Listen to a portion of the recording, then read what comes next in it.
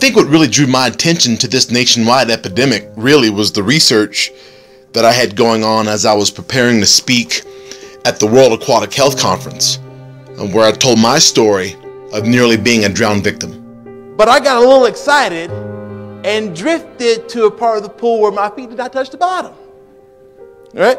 Folks, that day I learned the difference between the in-ground pool and the above-ground pool was a little area called the deep end. And my head tilted back. And I remember tasting the chlorine. And when you can't swim and taste chlorine, you can smell death. And I panicked. Knew I was in the fight for my life, but when you don't know how to swim, you have nothing to fight with.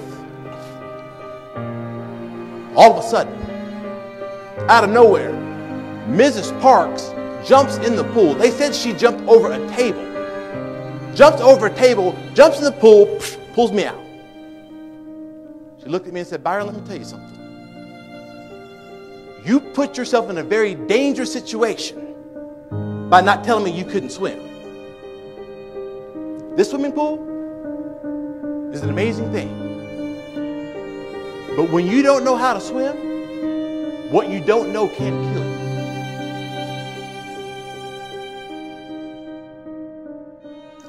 I believe we joined Lifetime Fitness in Colorado Springs the week it opened, and at the time we really wanted to get our youngest daughter Alexis into something that would really boost her confidence. Of course, Alexis is one of those kids that, up to that point at least, had always lived in the shadow of her big sister Jordan. You know, academically in the shadow, athletically in the shadow, socially in the shadow.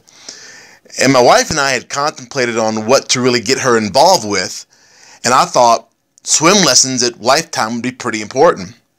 I mean, after all, I'd studied the research on African American children, the drowning rate, the social and economic demographic without having access to water, budget cuts, the whole nine. And I thought for her it would be a really good survival tool. And after her first couple of lessons, my wife came home and said, "Wow, you know, this girl can swim." And I thought, good, you know, she'll be able to survive in water.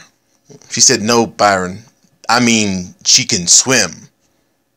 And I didn't really know what she meant by swim until I took her to practice several weeks later.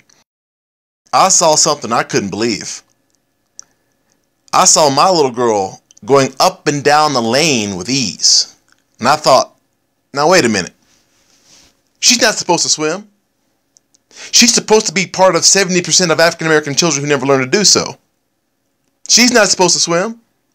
She's supposed to be 3 times more likely to drown in a pool than the kids in the lane next to her.